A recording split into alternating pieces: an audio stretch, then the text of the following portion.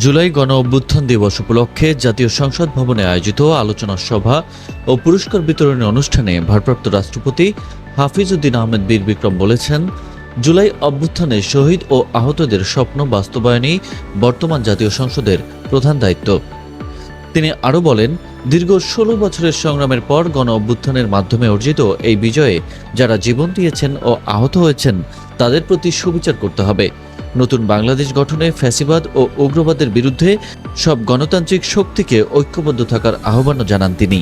১৯৭১ সালের মুক্তিযুদ্ধ এবং জুলাই গণ অভ্যুত্থান উভয়কেই গণতন্ত্র প্রতিষ্ঠার সংগ্রামে আখ্যা দিয়ে তিনি বলেন, ক্ষমতার নয়, জনগণের স্বার্থই হবে রাষ্ট্র পরিচালনার সর্বোচ্চ মানদণ্ড।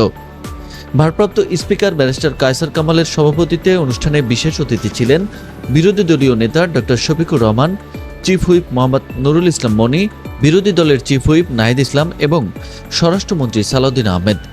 জাতীয় সঙ্গীত ও ধর্মগ্রন্থ পাঠের মাধ্যমে অনুষ্ঠানটি সূচনা হয়।